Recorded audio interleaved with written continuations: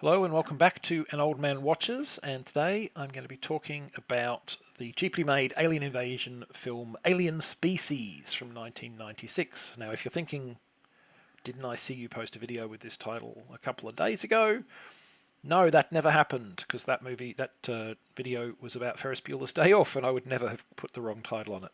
Or perhaps I am, as previously noted, an old man and made a mistake. Who knows? One of these two stories could be true. In any case, this movie, which is actually Alien Species, starts with two tech heads kicking off the movie, tapping away at keyboards and spouting a lot of expositionary blather that amounts to aliens are coming and we're all going to die.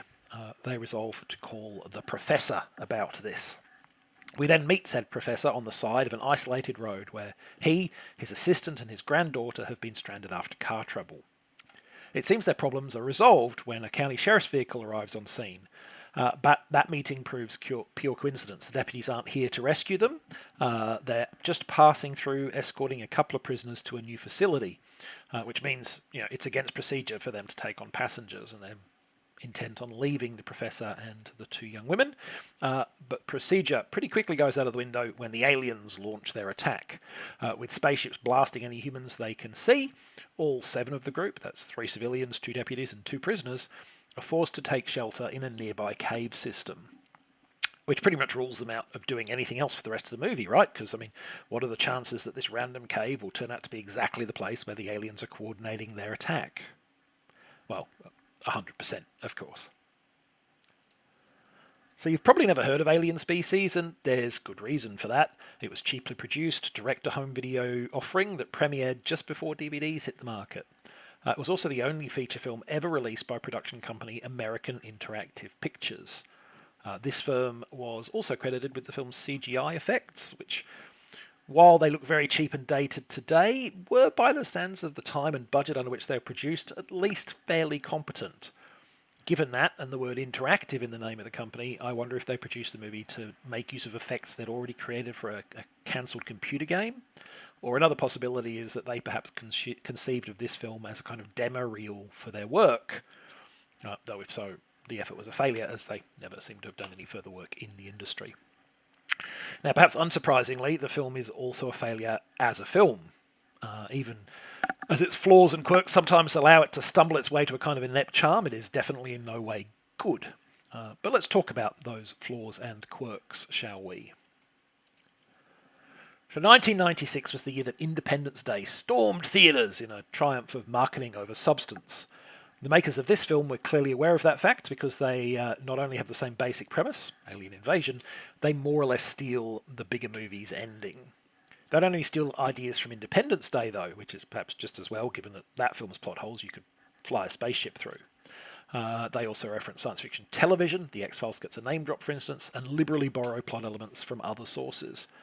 In particular, as you might have already guessed from this film's name and the rather familiar styling of the image on your screen, they're certainly not afraid to plunder the Alien franchise. Sometimes this occurs in general themes as they lean into the body horror of that franchise, though in this case it's more in the line of vague hinting at grotesque alien experiments than the direct viscerality of a chest burster. But other times it's just directly copying plot points. Though why, of all the moments of Alien, you would choose to copy the moment where a female character puts everyone at risk to rescue a cat, I don't know. Perhaps the writer just really likes cats. The running off to rescue a cat moment is also illustrative of another feature of the film, which is disjointed plot lines. You see, after heading off on the great cat rescue, that particular character just vanishes from the movie. We never see them again or get any kind of resolution of their fate.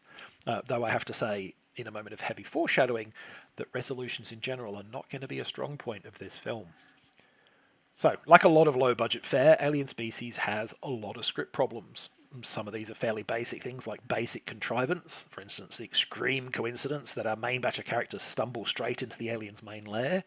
Beyond the convenience of this plot point lie thornier questions such as, why does a spacefaring race set up base in a cave system to begin with? The answer, of course, probably being it was cheaper to get sets that way. Consider also the two techie characters we meet at the start of the film. You may notice that in my plot summary, the only time I mention them is in that opening scene. And this is because one of them is the cat rescuer, who will contribute absolutely nothing to the rest of the movie, and the other is basically the get out of jail free card for the other surviving characters when he turns up at the end of the movie at just the right moment with just the right weapon to save the day. Now, I suspect that the opening scene of the film exists solely to establish that Hiro Teki exists, so that his arrival at the end of the film is not completely out of nowhere. And as for his cat-saving female compatriot, she probably appears in the film solely so that Hiro Teki will have someone to deliver exposition to in the opening scene. And this kind of patchwork, paper over the cracks in the plot style of writing is pretty common in lower budget films, though certainly even bigger budget offerings aren't immune to it, of course.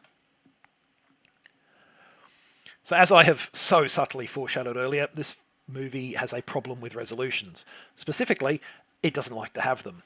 Most notably, the film ends with the fate of the Earth still in the balance, and the promise, or possibly the threat, that the story would continue in Alien Species 2, The Invasion. This sequel has yet to eventuate, of course, and I doubt it ever will. While there have been sequels that have taken 30 or more years to be made, they came off the back of movies that were at least financially successful on their original release, something that is definitely not the case here. In the end of the day, Alien Species has an undercooked, incomplete story and clumsy dialogue that even a far more talented cast would struggle to live with any conviction. Its hapless script and enthusiastic, if mediocre, effects sometimes stumble their way to a kind of inept charm, as I mentioned previously, but I could honestly recommend it even if it did have an actual ending. So, next time, instead of a bad movie that's still stuff from a bunch of other science fiction properties, I'm looking at a terrible movie that's directly cashing in on one film in particular. So we'll be talking about the atrocious 2007 mockbuster Invasion of the Pod People. But that's next time. Until then, thanks for watching this video, and I hope you enjoyed it.